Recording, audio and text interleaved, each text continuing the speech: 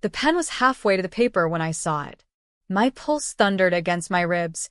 The contract on that gleaming mahogany table, the one about to move $150 million, was a lie. And I was the only one who knew. My name is Maren Calloway, a woman raised to survive by staying silent. My mother's voice had always warned, asterisk, nobody thanks you for getting involved. Asterisk, but that night at the Larkstone, as I poured wine for a billionaire about to sign his empire away to a ghost company, I had to choose between safety and truth. 2 words slipped out of me, changing everything. It's a fake. But to understand that moment, you need to know how I ended up there, standing in a private dining room overlooking Charlotte's skyline, serving a table where power hummed like static. The Larkstone wasn't just fine dining, it was theater for the elite. Every table a performance of control and money. We servers were trained to be invisible, refill, clear, vanish. Never listen. But power has a sound, and that night it was loud. I'd been assigned to the Windsor Suite, our most exclusive room. My manager's warning was crisp. Asterisk, don't mess this up, Maren. Corbin Lawton is hosting. Asterisk. Corbin Lawton. The name itself bent the air. Real estate mogul, pharmaceutical investor, billionaire owner of half the city, including the Larkstone. I'd served him before. He never saw people, only purpose. But tonight's dinner was different. He was finalizing a $150 million merger with a biotech firm called Zara. The moment I stepped in with the first course, tension wrapped around my throat. Corbin sat at the head, all steel and polish, his silver hair slicked back, his smile cold. Across from him, Dr. Elias Rourke, Valvera's nervous CEO, fiddled with his glasses and papers like they might burn. To Corbin's right, Isla Dane, his assistant, young, sleek, too perfect. She laughed at every word he said, laughter sharp enough to cut glass. Rumors swirled about them, the kind that made you uncomfortable. And at the far end sat Tessa Lawton, Corbin's daughter, silent, composed, her black suit severe against her pale hands. Where her father radiated dominance, she radiated restraint. Her eyes were precise, dissecting every movement. I served the truffle bisque. Corbin's voice rolled like thunder. Let's get to it. We sign tonight, Dr. Rourke. You'll get your payout, and I'll take Valvera to the next level. Rourke's reply trembled. I just want the research to stay ethical. Corbin laughed, dark and dismissive. Ethics. That's adorable. Isla echoed his laughter. Tessa didn't move. Something in that room felt wrong. Too rehearsed, too brittle. I poured wine, Merlot for Corbin, Chardonnay for Isla. Rourke declined. Tessa accepted, but didn't drink. The dinner dragged on, each course tightening the noose. Corbin dominated the talk. Rourke shrank into silence. Isla played her part as the echo. Tessa only watched. Always watching. Then Corbin opened his briefcase. Here we go, he said, pulling out a leather folder.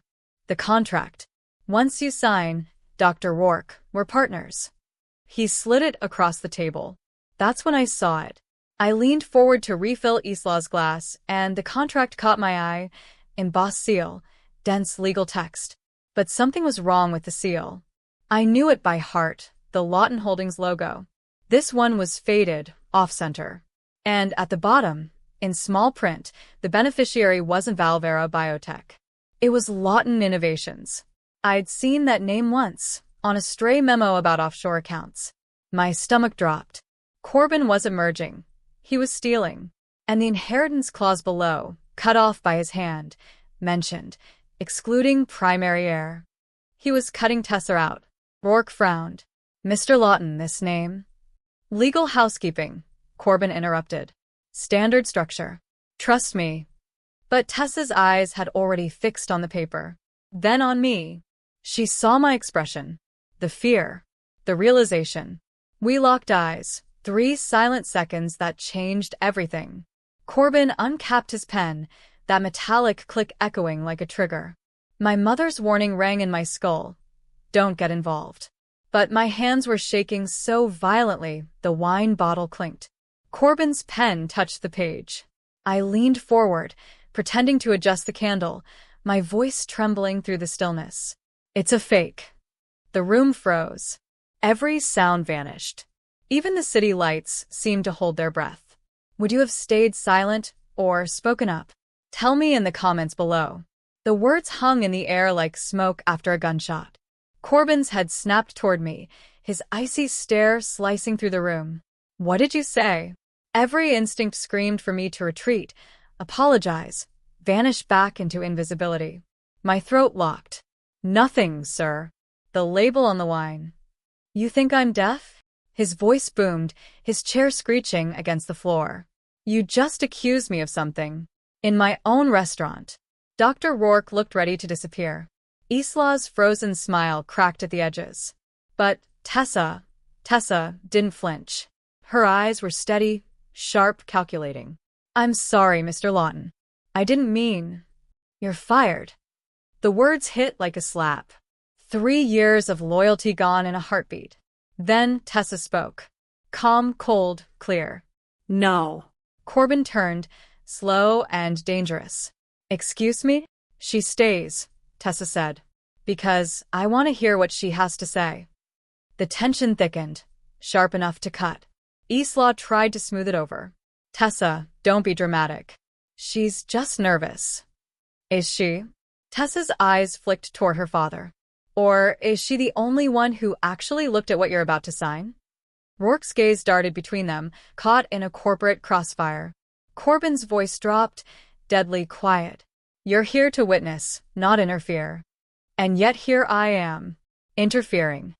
She stood, adjusting her jacket. Dr. Rourke, may I see the contract? Don't, Corbin began. But she already had it.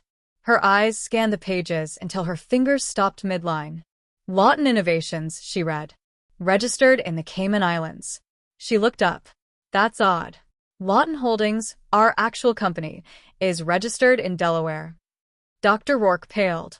What? Corbin's tone was smooth, but cracks formed beneath. A technical distinction. Perfectly legal. Legal? Tessa laughed, the sound like breaking glass. You're transferring Valvra's patents to a shell company. Without board approval. You call that legal? Isla jumped in. Tessa, you're not a lawyer. I know fraud when I see it. The word hit like a detonator. Dr. Rourke stood abruptly, chair crashing to the floor. Mr. Lawton, if this is true. My daughter is paranoid, Corbin snapped. And this waitress, he pointed at me, has no idea what she's talking about. Her station. Tessa's anger finally bled through. She's the only one brave enough to speak while the rest of us sat here pretending not to see. My knees felt weak. I wanted to melt into the wall. This wasn't my fight, but now I was standing in its center. Tessa's voice cut through again. You know what's funny, Dad? I've been tracking Lawton Innovations for 6 months. Ever since the first $2.3 million wire to the Caymans. Corbin went pale. You've been spying on me? I've been protecting myself. Her words trembled with fury. You've been draining the company, hiding assets. And tonight, she lifted the contract. Tonight you plan to add $150 million more. Just before my 30th birthday. Just before I inherit controlling shares. The truth slammed into me. This wasn't business. This was betrayal. A father stealing his daughter's future. Rourke's voice shook. I need my attorneys. Sit down. Corbin roared. And what? Tessa fired back. Let you rob me blind? The same way you robbed Mom when she was dying. Even Isla's mask cracked. Corbin stepped toward Tessa, but she stood firm, eyes blazing. You know why I brought her? He pointed at me, his rage spilling over. To show you what happens when nobodies interfere. I have recordings. The room froze. Corbin blinked. What? Tessa raised her phone. Every call to your offshore managers. Every conversation about hiding assets. Every time you called me unfit. The air went still as glass. Corbin's mask shattered. You recorded me? I learned from the best, she said coldly. You taught me to always have insurance. She tapped her phone. His voice filled the room, unmistakable. Asterisk, move the assets offshore. She'll never find them. By the time she inherits, there'll be nothing left. Asterisk. Dr. Rourke snatched his briefcase. This deal is off. Isla turned to Corbin, stunned. Corbin, what did you? But I only saw Tessa. Her composure had hardened into something unbreakable. The years of silence were gone. She was burning the empire down, with her father's own words. And I realized, this wasn't the end. It was the spark before the explosion. What would you do if you found out your parent was stealing your future? Tell us below. The recording kept playing. She's weak. Always has been. Too much of her mother in her. Sentimental. I built this empire, and I'll be damned if I let some bleeding heart destroy it because she wants to do the right thing. Corbin's voice, his actual voice, filled the Windsor suite with a cruelty that made my skin crawl. Tessa's hand was steady on the phone, but I could see the tremor in her shoulders. This wasn't just evidence. This was a daughter playing back every moment her father chose money over her. Dr. Rourke was already at the door, his face ashen. I want nothing to do with this. My lawyers will be in touch. He didn't even look back as he left, the door closing behind him with a soft click that felt louder than a gunshot. Isla sat frozen, her perfect composure cracking like glass. Her eyes darted between Corbin and the door, calculating her exit strategy. I'd seen that look before, on people who suddenly realized the ship was sinking and they'd tied themselves to the captain. But Corbin looked like a man watching his kingdom burn. You self-righteous little. He lunged toward Tessa, hand outstretched for her phone. I moved without thinking, stepped between them, my body acting on some instinct I didn't know I had. Don't. My voice came out stronger than I felt. He stopped, staring at me like I was an insect that had suddenly learned to talk. You're still here? Apparently. My legs were shaking, but I didn't move. Tessa's hand touched my elbow. Brief, grounding. Thank you, she whispered. Then louder to her father.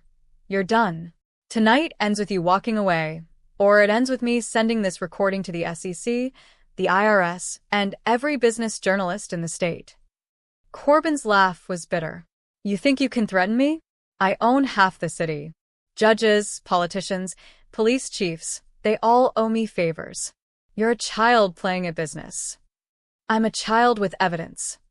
Tessa held up her phone again, and with a very angry waitress who just witnessed attempted corporate fraud. That makes her a witness. You can own all the judges you want, but you can't make two people lie under oath. That's when I realized what she was doing. She wasn't just exposing him. She was protecting me, making me valuable enough that he couldn't just make me disappear. The thought should have been comforting. Instead, it was terrifying. Isla finally found her voice, standing up on shaky legs. Corbin, maybe we should. Maybe there's a way to. Shut up, Isla. He didn't even look at her. Her face flushed red, then white. Something shifted in her expression, humiliation turning to cold calculation. Fine. I quit. Effective immediately. She grabbed her purse, her movements sharp and angry. And for what it's worth, Tessa, I've been keeping my own records. If you need them. She walked out without another word, leaving just the three of us in that enormous room that suddenly felt too small. Corbin stared at the door, then at Tessa, then at me.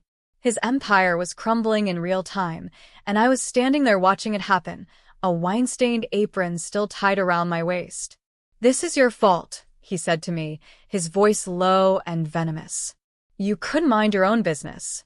You couldn't just pour the wine and stay invisible. No, Tessa interrupted. This is your fault. You spent years hiding, lying, stealing. She just said it out loud. He turned back to his daughter, and for a moment I saw something flicker across his face. Not anger, but something worse. Pain.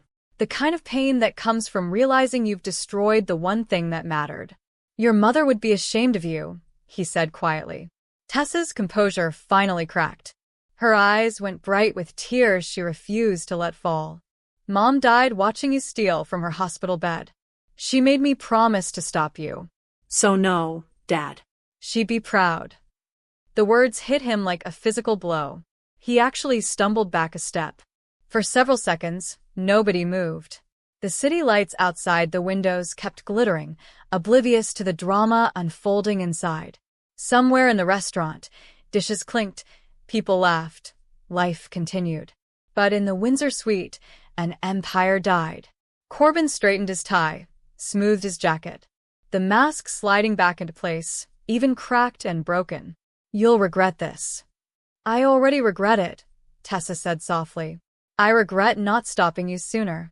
He walked toward the door, his footsteps heavy. Then he paused, hand on the doorknob, and looked back at me. "You have no idea what you've done." Then he was gone. The silence that followed felt like drowning. I realized I was still shaking, adrenaline crashing through my system like a drug. My hands were numb. My heart was racing. I just watched a billionaire threaten me, and somehow I was still standing. Tessa sank into her chair, the phone still clutched in her hand. For the first time, she looked her age, 30 years old, and exhausted. "I need a drink," she said. I grabbed the wine bottle with trembling hands and poured. The Merlot splashed into the glass, dark and red. She drank half of it in one swallow. "Thank you," she said finally, "for speaking up, for staying. I don't even know why I did it." My voice sounded far away. "I should have kept quiet. I should have. But you didn't." She looked up at me, and her eyes were fierce despite the exhaustion. "You saw something wrong and you said something. That's more than most people ever do." I sat down uninvited, my legs finally giving out. "What happens now?" "Now." Tessa laughed, hollow and tired. "Now, everything changes. He'll try to fight me in court. He'll try to destroy my reputation. He'll use every connection he has to make me look unstable, vengeful, incompetent. Will it work? It might." She finished her wine and poured more. "But I have his own words. I have witnesses. I have 6 months of documentation. And I have something he never counted on."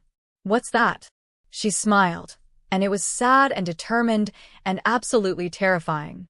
"I have my mother's stubbornness. And she never lost a fight she believed in."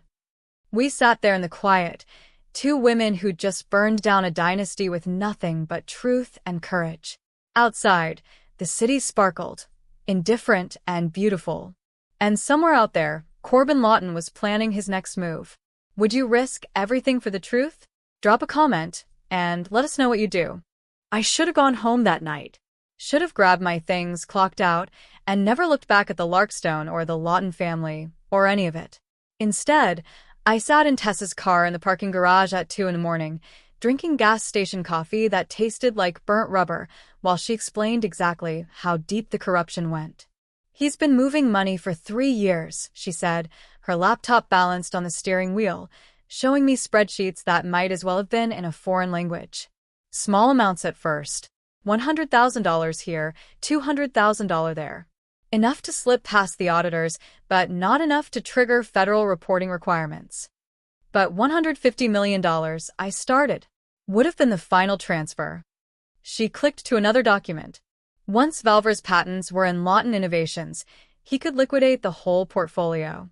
Sell it to overseas investors, pocket the cash, and leave Lawton Holdings as an empty shell.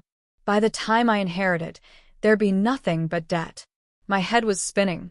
"And you take the fall." Publicly, I'd be the incompetent daughter who destroyed her father's legacy. Privately, he'd be on a beach in the Cayman Islands, living off money he stole from his own family. She closed the laptop. "He's not just greedy, Marin. He's patient. This has been his plan since my mom died 5 years ago." The way she said it, so matter-of-fact, so tired, made my chest ache. "I'm sorry. Don't be." She met my eyes. "You helped me stop him. That's more than my own mother could do." We sat in silence for a moment. The parking garage was empty except for a few cars belonging to the late-night kitchen staff. Somewhere above us, the Larkstone was closing down for the night. My coworkers were probably wondering where I disappeared to. My phone had 14 missed calls from my manager. "I'd deal with that later." "What happens tomorrow?" I asked. "Tomorrow I file an injunction to freeze all Lawton Holdings accounts." I submit the recordings to the SEC. I hold a press conference and tell the whole world what my father tried to do. She rubbed her face, exhaustion finally showing. And then the real war starts. He'll come after you. He'll come after both of us. She looked at me seriously. You're a witness now, Marin. He knows your face, your name, where you work. He'll try to discredit you. Maybe worse. The coffee turned to acid in my stomach. What do you mean, worse? I mean my father doesn't lose gracefully. And when he feels cornered. She trailed off, but I heard what she didn't say. Dangerous. He was dangerous. I thought about my apartment, small, cramped, with locks that barely worked. Thought about my car that wouldn't start half the time. Thought about how invisible I'd been my whole life, and how suddenly that invisibility felt like the most valuable thing I'd ever had. I can't protect you completely, Tessa said quietly. But I can help. I have lawyers, security, resources. If you want to walk away, I understand. I'll make sure you're compensated for your silence. No. The word came out before I'd even decided. I'm not taking money to forget what I saw. Then what do you want? I looked at her, this woman who'd just blown up her entire life because it was the right thing to do, who had evidence and money and power, but still needed someone to stand beside her and say, I saw it too. I want him to face consequences, I said. Real ones. Not the kind where rich people get a slap on the wrist and keep living their perfect lives. I want justice. Tessa's smile was small and fierce. Then we're on the same side. She drove me home as the sun started rising, turning Charlotte's skyline gold and pink. We didn't talk much. Just sat with the weight of what was coming. When she dropped me off in front of my building, she handed me a business card. My personal number. Call me if anything strange happens. Anyone following you, weird phone calls, anything. You think he'd. I think desperate men do desperate things. She squeezed my hand. Be careful, Marin. I watched her drive away, then trudged up 3 flights of stairs to my apartment. The door was unlocked. I never left my door unlocked. My heart started hammering. I pushed it open slowly, reaching for my phone, ready to run. The apartment was exactly as I'd left it. Nothing moved, nothing missing. But on my kitchen table, where this morning there'd been nothing but junk mail and an empty coffee mug, sat a manila envelope. No name, no address. Just the envelope, thick and ominous. I almost didn't open it. Almost called Tessa right then. But curiosity, or maybe stupidity, made me reach for it with shaking hands. Inside were photos. Dozens of them. Me walking to my car. Me at the grocery store. Me leaving the Larkstone after work. All taken from a distance, all in the last week. And underneath the photos, a single typed note. Some conversations are better left private. Make this smart choice. The coffee came back up. I barely made it to the bathroom before I was sick, adrenaline and fear and rage all mixing into something that tasted like metal. He'd been watching me. For days. Maybe longer. And now he wanted me to know it. I sat on my bathroom floor, shaking, the photos scattered around me like evidence of my own surveillance. This was what happened when you spoke up. This was what happened when you chose truth over safety. My mother's voice echoed in my head. Nobody thanks you for getting involved.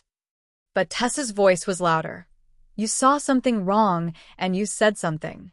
I grabbed my phone and called the number on the business card. Tessa answered on the first ring. Marin. He was here, I said, my voice steadier than I felt. Or someone was. They left photos. They've been following me. Silence. Then, pack a bag. I'm sending security to get you. You're not staying there tonight, Tessa. This is exactly what I was afraid of. He's trying to scare you into silence. Her voice was hard. Don't let him win. 20 minutes later, a black SUV pulled up outside my building. The driver was a woman with sharp eyes and a no-nonsense expression who introduced herself as Maya and didn't ask questions. Just loaded my hastily packed duffel bag and drove me to a hotel downtown, the kind with a doorman and security cameras and people who looked like they'd never been threatened in their lives. Tessa met me in the lobby. You okay? No, I said honestly.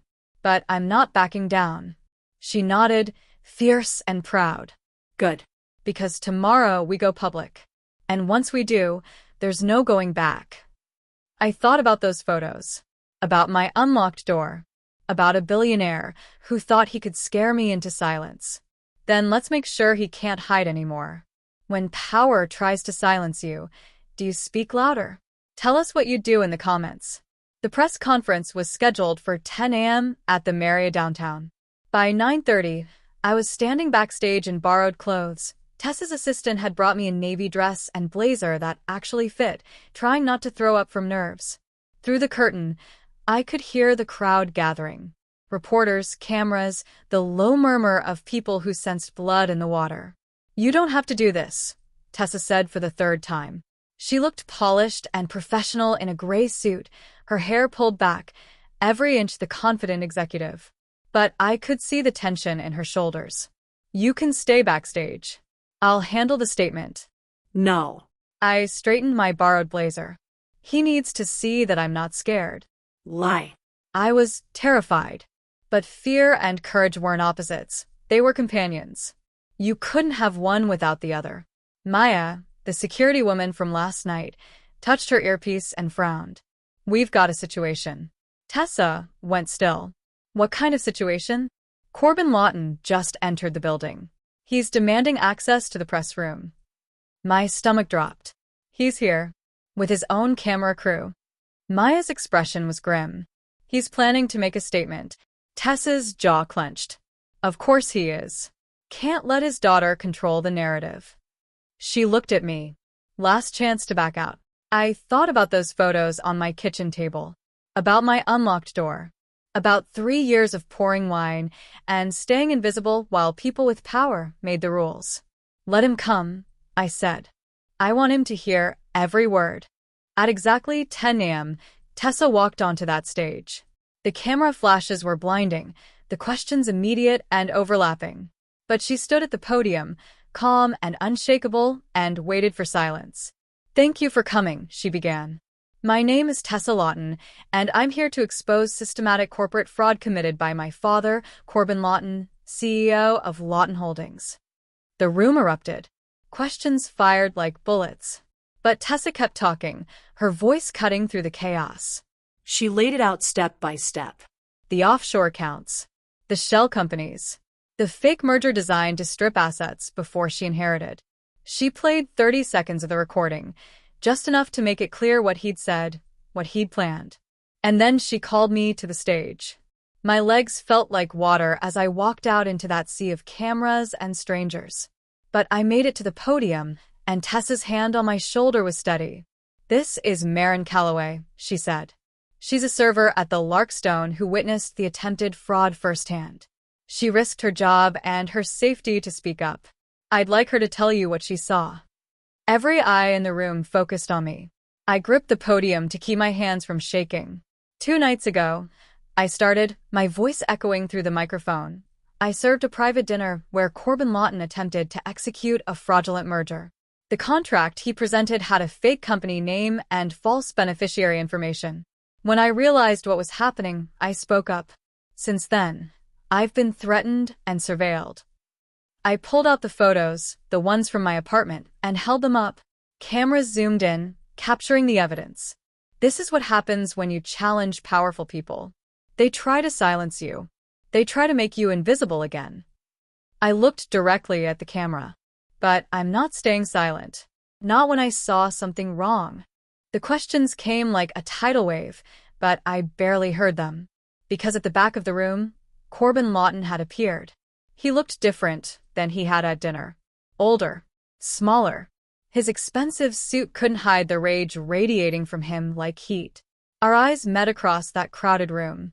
And he smiled, cold, calculating, dangerous. Then he stepped up to a microphone someone handed him, and the room went silent. My daughter is having a breakdown, he said, his voice smooth and concerned, full of false compassion. She's been under enormous stress since her mother's death. I've tried to get her help, but she's refused treatment. And now she's dragging innocent employees, he looked at me, into her delusions. The reporters ate it up, scribbling frantically. Tessa's hand tightened on my shoulder, but her voice stayed calm. Then you won't mind if we play the full recording for everyone here. Let them decide who's delusional. His smile faltered. Just for a second. Or, she continued, we can discuss the $47 million currently sitting in a Cayman Islands account under Lawton Innovations. Would you like to explain that to everyone? The room exploded with questions, all directed at him now. But he was already moving toward the exit, his lawyer suddenly materializing beside him, whispering urgently, Mr. Lawton, is it true? Did you threaten Miss Calloway? What about the SEC investigation? He pushed through the crowd without answering, his perfect mask finally cracking completely. And as he disappeared through the doors, I realized something. We'd won the first battle. But the war was just beginning. The truth is out, but at what cost? Comment below if you think they made the right choice. The headline hit every major news outlet within 2 hours. Lawton dynasty crumbles. Daughter exposes billionaire father's fraud. I watched it spread across the internet from Tessa's lawyer's office, surrounded by people in expensive suits who spoke in terms I barely understood. Securities fraud. RICO violations. Asset forfeiture. Every word felt like a hammer blow against the empire Corbin had spent 40 years building. But he wasn't going down quietly. He's filed a defamation suit, Marcus, Tessa's lead attorney, said grimly. Against both of you. $50 million in damages.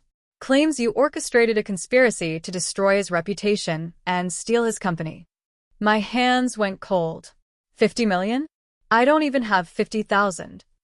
That's the point, Tessa said quietly. He's trying to bury us in legal fees. Make us too expensive to defend.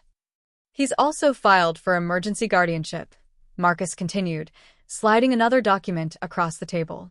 Claims you're mentally unstable, Tessa. That you need psychiatric evaluation before you can make any business decisions. The room tilted. I watched Tessa's face go absolutely still, the kind of still that comes before an explosion. He's trying to have me declared incompetent, she said, her voice barely above a whisper. It won't work, Marcus assured her. We have evidence, recordings, witnesses. But it will tie things up in court for months. Maybe longer. Long enough for him to move more money, I said. Everyone looked at me. That's what this is, right? He's buying time. While we're stuck in court, he's hiding whatever assets he has left. Marcus nodded slowly. It's possible. It's certain, Tessa said. She stood up, pacing like a caged animal.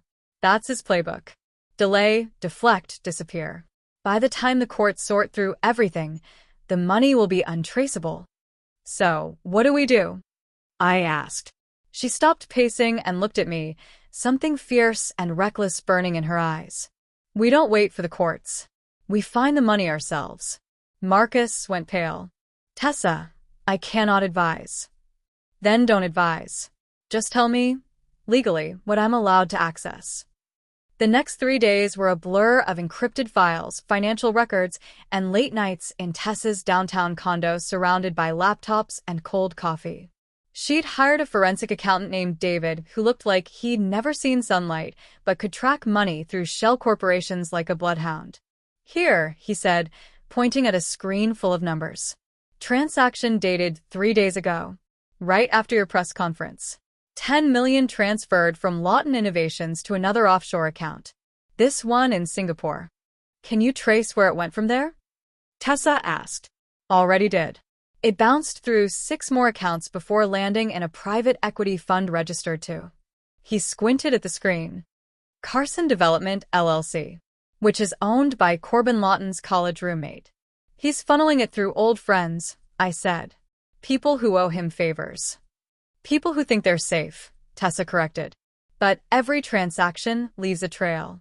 Every name is another witness. She was building a case that would take down more than just her father. She was mapping an entire network of corruption, lawyers, accountants, business partners who'd helped him hide millions. But it was costing her. I watched her work 18-hour days, surviving on caffeine and fury. Watched the dark circles appear under her eyes, the way her hands shook when she thought no one was looking. You need to sleep, I told her one night at 3 a.m. I'll sleep when he's in prison. Tessa. He called my mother crazy, Marin. Her voice cracked. When she was dying. When she tried to tell people he was stealing from her estate. He had doctors sign statements saying she was delusional from the medication. And everyone believed him. Because he's Corbin Lawton, and she was just a sick woman who didn't understand business. Tears were streaming down her face now. The first I'd seen her cry.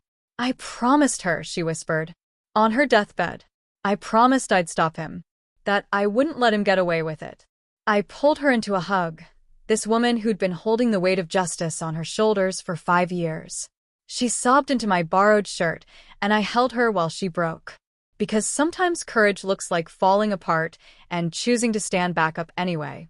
The next morning, Maya rushed into the condo, her face grim. We have a problem. She turned on the television. A news anchor stared seriously into the camera. Breaking news in the Lawton scandal. Marin Calloway, the waitress who accused billionaire Corbin Lawton of fraud, has been arrested on charges of blackmail and extortion. The world stopped. What? I couldn't breathe. That's not, I never. He's fighting back, Tessa said, her voice ice. He's flipping the script, making you the criminal. My phone started ringing. Unknown numbers, over and over. When I finally answered, a reporter's voice burst through. Miss Calloway, did you demand money in exchange for your silence? I hung up, but it kept ringing. Text messages flooded in.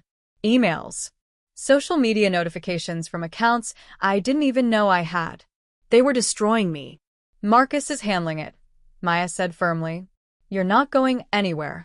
The charges are fabricated. They won't stick. But the damage was done. My face was on every screen, labeled as an extortionist, a liar, a nobody who tried to take down a powerful man and failed. Tessa grabbed my shoulders, forcing me to look at her. Listen to me. This is what he does. He destroys people's credibility before they can destroy his. But we have evidence. We have truth. And we're not backing down. What if truth isn't enough? My voice broke. What if he wins anyway? She smiled, sad and fierce and absolutely terrifying. Then we make sure he loses everything in the process.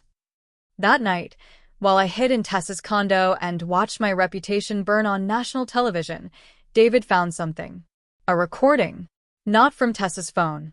From Corbin's own security system at the Larkstone. Video footage from the Windsor suite. Audio and visual. Everything that happened that night, including the moment I whispered, "It's a fake," and everything that followed. He records all his private meetings, David explained. For insurance. In case anyone tries to use his words against him. But he forgot. The recordings work both ways, Tessa finished. We had him. On his own security footage. Trying to execute fraud. Threatening me.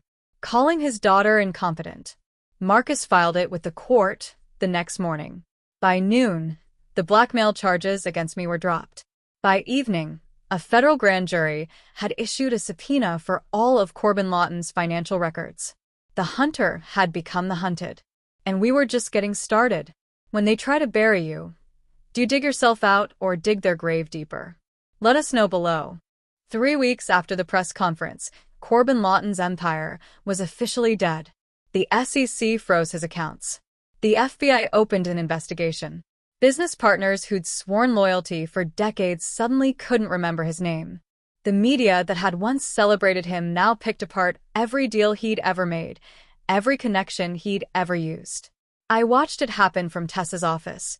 She'd officially taken over as CEO of Lawton Holdings, with a board vote that was unanimous once they saw the evidence. The company that Corbin tried to destroy was being rebuilt by the daughter he'd underestimated. But the victory felt hollow.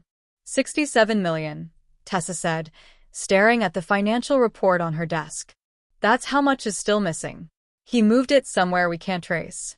And without that money, Lawton Holdings can't cover its obligations. We're looking at bankruptcy within 6 months. I sat across from her, watching the weight of it crush her. She'd won the battle, but might still lose the war. What if we can't find it? I asked quietly. Then everything my mother built, everything she wanted me to protect, disappears anyway. He'll have one from prison. She laughed bitterly. Maybe that was his plan all along. If he couldn't have it, neither could I. The door opened. Marcus walked in with an expression I couldn't read. You need to see this, he said, pulling up a video on his laptop. It was security footage from a hospital. Date stamped from 2 days ago. The camera showed a private room, and in the bed, looking frail and small, was Corbin Lawton. He had a stroke, Marcus said quietly. Major one. He's stable but barely conscious. The doctors say he might not recover. Tessa stared at the screen. I couldn't read her expression, somewhere between relief and grief, and something darker. Where is he? She asked. Presbyterian. Private wing. His lawyer is trying to keep it quiet. She stood up. I need to see him. Tessa. I started. I need to see him, she repeated, harder this time. 20 minutes later, we were in Marcus's car, driving through Charlotte's afternoon traffic. Tessa stared out the window, silent. I didn't know what to say. What do you say to someone about to face the father who tried to destroy her? The hospital was cold and sterile, all white walls and antiseptic smell. A nurse led us to the private wing, where a security guard checked our IDs twice before letting us through. Corbin's room was at the end of the hall. Tessa paused at the door, her hand on the handle. Will you come with me? Are you sure? I don't want to be alone with him. Not now. Not ever again. We walked in together. He looked nothing like the powerful billionaire from the Windsor suite. The man in that hospital bed was old, fragile, connected to machines that beeped steadily. His eyes were open but unfocused. When he saw Tessa, something flickered across his face, recognition maybe, or fear. Hello, Dad, Tessa said softly. His mouth moved. No sound came out at first, then a raspy whisper. Tessa, I came to tell you something. She pulled a chair close to his bed and sat down. I stood by the door, giving them space but staying close. The company you tried to steal is thriving. We found most of the money you hid. We're rebuilding everything you tried to destroy. And your name, the Lawton name you were so proud of, is being replaced on every building, every foundation, every hospital wing. He tried to speak. She held up a hand. Mom made me promise to stop you. Not to hurt you. Not to get revenge. Just to stop you from hurting anyone else. And I did. Her voice cracked. But you know what the worst part is? I still love you. Even after everything. Some stupid part of me still wanted you to be proud of me. A tear rolled down his weathered cheek. But I'm done waiting for that. I'm done needing your approval. You taught me to be ruthless, calculating, strategic. You just never expected me to use those skills against you. She stood up, smoothing her suit. There's $67 million still missing. Money you hid, so, well, even the FBI can't find it. If you tell me where it is, if you do one decent thing before you die, I'll make sure your name isn't completely erased. There'll be one plaque, somewhere, that remembers you existed. His eyes focused on her, sharp for just a moment. His mouth moved. She leaned closer. Cayman, Morgan Trust, Rachel. Rachel? Who's Rachel? Your mother's maiden name? Tessa's face went white. You hid it under Mom's identity. He nodded, just barely.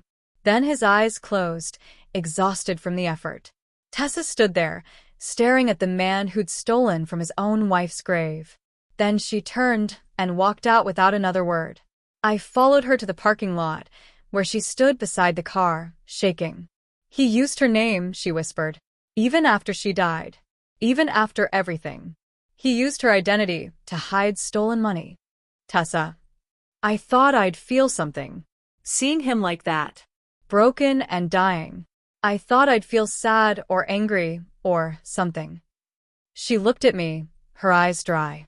But I just feel empty. That's because you already grieved him, I said quietly. Years ago. When you realized who he really was. She nodded slowly. Yeah. I guess I did. We stood there in the parking lot as the sun set over Charlotte, painting the sky gold and pink. Somewhere above us, her father lay dying in a hospital bed. Somewhere out there, $67 million waited to be found. But in that moment, Tessa Lawton looked free. "Let's go find that money," she said. "And then let's build something he could never destroy." Sometimes closure isn't forgiveness. It's just finally letting go. What would you have said to him? Comment below. The account existed. Morgan Trust, Cayman Islands, under the name Rachel Lawton, Tessa's mother, dead 5 years. David found it within 48 hours. $67 million, sitting untouched, stolen from a dead woman by the man who'd promised to love her forever. He opened it 3 months before she died, David explained, showing us the records. While she was in hospice, he was already planning his exit strategy. Tessa didn't cry. She just stared at the screen with an expression carved from ice. "Can we access it?" Marcus asked. "With court approval, yes. Tessa is her mother's sole heir. Legally, anything under Rachel's name belongs to her." David pulled up another document. But there's a problem. The account has a secondary signatory. Someone who can also access the funds. "Who?" I asked. "Isla Dane." The name dropped like a bomb. Tessa's assistant. Corbin's lover. The woman who'd walked out of that dinner in the Windsor suite and disappeared. We hadn't heard from her in 3 weeks. "She can drain the account before we get court approval," Marcus said. "If she knows about it, and given her relationship with Corbin, she probably does, she could move the money tonight." "Then we find her," Tessa said. Now. Finding Isla Dane turned out to be easier than expected. She hadn't run to the Cayman Islands or disappeared into witness protection. She was in Charlotte, living in a modest apartment in Dilworth, working as a receptionist at a dental office. The fall from executive assistant to billionaire to dental receptionist must have been brutal. Maya drove us to her building just after sunset. Tessa insisted on going alone, but I grabbed her arm. "Last time you confronted someone from your father's world, you needed backup. I'm coming with you." She didn't argue. Isla answered the door in sweatpants and an oversized t-shirt, her hair in a messy bun. Without the designer clothes and perfect makeup, she looked younger, tired, almost human. "Tessa," she said flatly, "I wondered when you'd show up. We need to talk about the Morgan Trust account." Isla's expression didn't change. "Come in." Her apartment was small but clean. Boxes still sat unpacked in the corner. A life interrupted, not yet rebuilt. "I know why you're here," Isla said, sitting on her worn couch. "You want the access codes. You're a signatory on an account full of stolen money," Tessa said. "Money that belongs to my mother's estate. Money your father promised me." Isla's voice was bitter. "He said when everything was done, I'd be taken care of. That we'd start over somewhere tropical." I believed him. "Did you know he was stealing from his own daughter?" I suspected. I didn't care. She met Tessa's eyes. "I'm not proud of that. But I was in love with a man who saw me as a tool. And by the time I realized it, I was in too deep." "You could have walked away earlier," I said. "Could I?" She laughed hollowly. "He knew everything about me. Every secret. Every mistake. He made sure I was trapped. Just like he trapped everyone." Tessa sat down across from her. "The account. Will you give me access?" Isla stared at her for a long moment. "What do I get?" "I won't press charges for your part in the fraud. You cooperate fully with the investigation, provide testimony against everyone else involved, and you walk away clean. That's it? No money. You want money stolen from my dead mother?" Isla flinched. "No. I guess I don't." She pulled out her phone and started typing. "I'm sending you the access information. All of it. And for what it's worth, Tessa, I'm sorry. For all of it." "Sorry doesn't give me back 5 years," Tessa said quietly. "But it's a start." We left with the codes. By midnight, Marcus had filed emergency papers with the court. By morning, the Morgan Trust account was frozen. By noon, every dollar was being transferred back to Lawton Holdings. The company was saved. I watched it happen from Tessa's office, my office now, technically. She'd hired me officially as her director of operations, a title that still felt ridiculous for a former waitress. But she insisted I'd earned it. "You gave me my courage back," she'd said. That's worth more than any business degree. The media covered the recovery like a victory parade. Daughter saves empire father tried to destroy. From fraud to fortune. The Lawton resurrection. They loved a comeback story.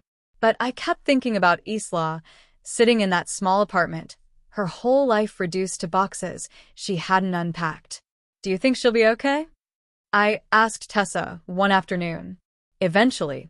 Maybe. People can rebuild from anything if they try. Is that what we're doing? Rebuilding? She smiled. We're not rebuilding, Marin. We're building something new. Something better. Something he could never have created because he didn't understand the most important thing. What's that? That power without integrity is just violence in a suit. 3 days later, I got a call from the hospital. Corbin Lawton was dead. Tessa took the news in silence. No tears. No relief. Just a quiet nod. Do you want to go? I asked. To say goodbye? I already did, she said. At the hospital. That was my goodbye. There was no funeral. No memorial service. Just a quiet burial with Tessa, Marcus, Maya, and me standing in a cemetery as they lowered the casket into the ground. Tessa didn't speak. Just stood there, staring at the grave, until everyone else left. Then she knelt down and placed a single white rose on the fresh dirt. You taught me to fight, she whispered. You just never thought I'd fight you. Goodbye, Dad. We walked back to the car together, leaving Corbin Lawton behind in every way that mattered. And as we drove back into the city, I realized something. Justice wasn't always loud. Sometimes it was just quiet persistence. Keep showing up. Keep telling the truth. Keep choosing what's right over what's easy. That's how empires fall. Power can be inherited, but integrity must be earned. Do you agree? Let us know in the comments. 2 years later, I stood in the lobby of what used to be Lawton Holdings, now renamed Callaway Lawton Foundation, and watched volunteers unload boxes of school supplies for underprivileged kids. The building still had the same bones, the same marble floors and soaring ceilings. But the energy was different. It felt like hope instead of greed. Marin?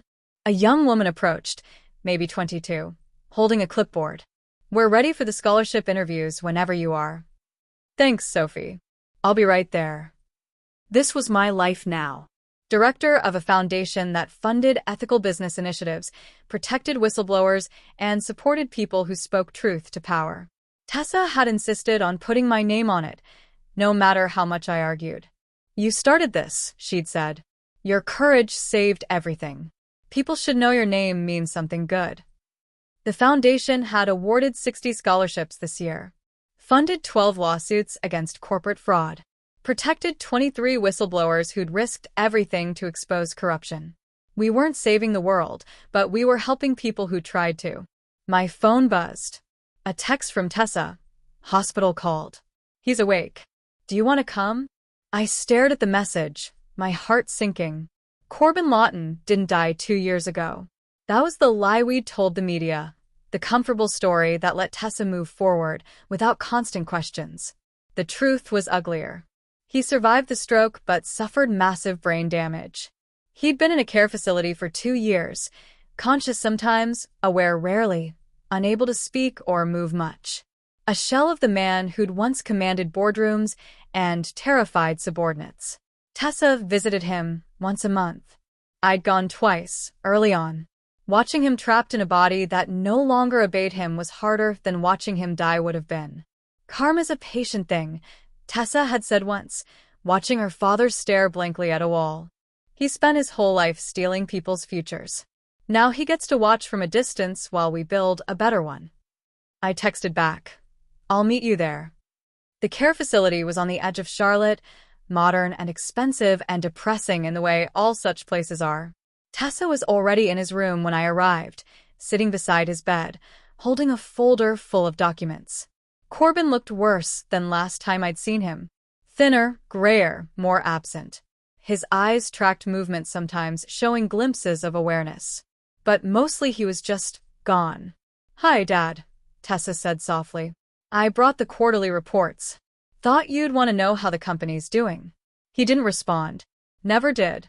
But she kept talking the way she did every month, telling him about every success, every person they'd helped, every dollar that went to actual good instead of offshore accounts. We funded a program for families of fraud victims, she continued. People who lost everything because of corporate theft. Like what you did to dozens of families over the years. We're helping them rebuild. His eye twitched. Maybe recognition. Maybe just a nerve misfire. And the Larkstone? We sold it. Turned it into a community center. Free meals for anyone who needs them. The Windsor suite where you tried to steal everything? It's now a literacy classroom. I watched her torture him gently with kindness. With all the ways she'd undone his legacy. Mom would be proud, she finished, of what we built, what we're still building. She'd be proud I stopped you. She stood, smoothing her jacket. Then she did something she'd never done before. She leaned down and kissed his forehead. Goodbye, Dad, she whispered. For real this time. She turned and walked out, leaving me standing there with a man who'd once been terrifying and was now just tragic. I looked at Corbin Lawton, this broken thing that used to be power and cruelty and control, and felt nothing but pity. She's stronger than you ever were, I told him quietly, because she knows the difference between power and integrity. You never did. His eyes found mine. For just a second, I saw clarity there. Recognition. Understanding. And maybe regret, though it was years too late for that to matter. I followed Tessa out into the hallway, where she stood staring out a window at Charlotte's skyline. You okay? I asked. Yeah. She sounded surprised. Yeah, I actually am. That was my real goodbye. The one I needed. Why now? Because I don't need to punish him anymore. He's already living his punishment every day. I just needed to let go of mine. She turned to me, and her eyes were clear. I spent 5 years angry. 2 years building something new. I think I'm finally ready to just live. We walked out together into a Charlotte afternoon that was warm and bright. Somewhere behind us, Corbin Lawton sat in a room full of machines, watching the world continue without him. But we weren't looking back anymore. You know what I realized? Tessa said as we reached her car. He won in one way. He taught me to be ruthless, strategic, calculating. All the things I needed to take him down. But you're not like him, I said. No. Because I learned something else too. From Mom. From you. That real power isn't taking, it's giving. It's building people up instead of tearing them down. It's choosing integrity even when it costs everything. She smiled, genuine and warm. He created his own enemy. And she's going to spend the rest of her life undoing everything he stood for. We drove back to the foundation, past buildings that once bore the Lawton name and now bore names of people who'd used their power for good. Past the hospital where Tessa's mother had died. Past the Larkstone, now full of families eating free meals instead of billionaires making corrupt deals. The city was healing. We were healing. And somewhere in that care facility, Corbin Lawton stared at walls and remembered being a king. Sometimes the best revenge is just living better than those who hurt you. Do you agree? Drop your thoughts below. 5 years after the night I whispered, it's a fake, I stood on a stage in front of 500 people and told them the truth about courage. It's not fearless, I said, gripping the podium. It's terrified. It's your hands shaking while you do the thing anyway. It's knowing you might lose everything and choosing integrity over safety. The audience at the National Whistleblower Convention listened quietly. These were people who'd exposed fraud at Fortune 500 companies, government corruption, environmental disasters. People who'd lost jobs, faced lawsuits, been threatened and harassed. People like me. I was a waitress, I continued. I poured wine and stayed invisible. That was my survival strategy. And it worked until the night I saw something wrong and had to choose. Silence and safety, or truth and consequences. I caught Tessa's eye in the front row. She smiled, proud and warm. I chose truth. And it cost me everything I thought mattered. My job, my anonymity, my peace of mind. I was threatened, surveilled, arrested on fake charges. My name was dragged through the media. For weeks, I wondered if I'd made the biggest mistake of my life. I paused, letting the weight of it settle. But here's what I gained. I gained my integrity. I gained real friendships. I gained purpose. And most importantly, I helped stop a man from stealing millions and destroying lives. One whisper. That's all it took to start an avalanche. The room was silent except for someone in the back, quietly crying. So, if you're sitting here wondering if speaking up was worth it, wondering if the cost was too high, I'm here to tell you it was. Because silence protects the guilty. Speaking up protects everyone else. And that matters more than comfort. The applause was thunderous. I stepped off the stage feeling lighter than I had in years. Tessa met me backstage, pulling me into a hug. You're a natural. I'm terrified every time. That's what makes it real. She handed me a folder. Speaking of real, I have something to show you. Inside was a letter on official government letterwork. I scanned it quickly, my eyes widening. The Congressional Whistleblower Protection Act? Named after you. Well, partially. Your case was cited in the legislation. Starting next year, whistleblowers in corporate fraud cases get better legal protection and financial support. She grinned. You changed actual laws, Marin. I couldn't speak. Just stared at the letter, at my name in black and white, connected to something bigger than myself. Mom would have loved this, Tessa said softly. She always said one person could change everything if they just refused to stay quiet. We stood there together, two women who'd chosen courage over comfort and somehow come out the other side. That night, we drove past the cemetery where Corbin was buried. Tessa didn't stop, didn't slow down. Just kept driving toward the city lights. Do you ever regret it? I asked. Everything that happened. Everything you lost.